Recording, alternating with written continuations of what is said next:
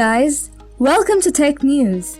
In today's video, we'd be looking into the current situation of Huawei. But before we move on, don't forget to subscribe and click on the bell icon for the latest updates. One of the largest tech companies in the world is getting blacklisted by the United States. This year on May 16th, Huawei was added to the Commerce Department's entire list, and as a result is now restricted from doing business with any US company without explicit government approval, which means the US companies are banned from selling to Huawei. Now, the biggest American multinational technology company, Google, has been the first one to take action, and as you might know, the company has already revoked Huawei's Android license. And you know what? It's all part of a much bigger fight between the US and China, and it has much more to it than what you've probably heard or read online. Your cell phone, your laptop, your air conditioner, your light bulb, all of it was probably made in China, and if you're in the US, it came by the same trader that's now breaking down. But in order to realize why all this is happening, you need to look at the bigger picture.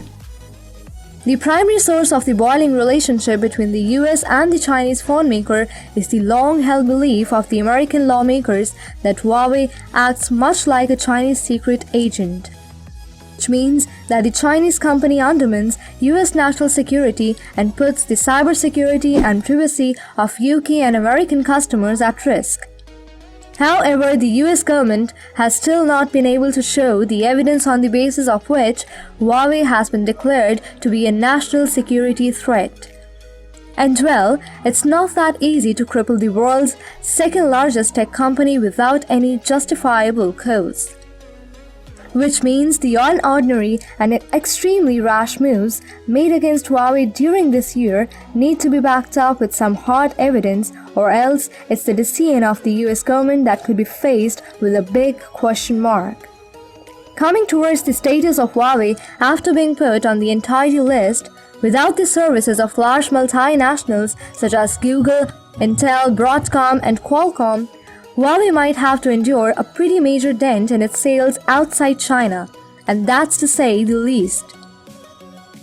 Although the drastic action taken by the US government is not justified by the little evidence that it gave against Huawei, we're forecasting a big downfall in the company's overall status in the market. In any event, there's got to be something more, something beyond just the nagging suspicion that Huawei may be in alliance with the Chinese government acting as a spy. But we still don't know what that something is. It seems as if the US government is not planning to tell the public everything they know. However, one thing that we know for sure is that Huawei's founder and chief executive was a high-ranked official in China's People's Liberation Army. Plus, it is also said that Huawei stole a key piece of the smartphone testing technology from the T-Mobile, but isn't that a criminal matter that doesn't have much to do with national security?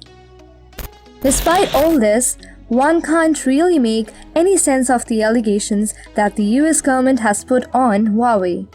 Because after all, there is a big number of technology executives who've had military careers, but that doesn't make them secret agents. Then why Huawei? Moving on, according to the founder and CEO of Huawei, the US sanctions would only slightly affect the company's growth, whereas he says that the decision would do significant economic harm to the American companies with which Huawei does business. So guys, that's all for today. Stay tuned for more updates.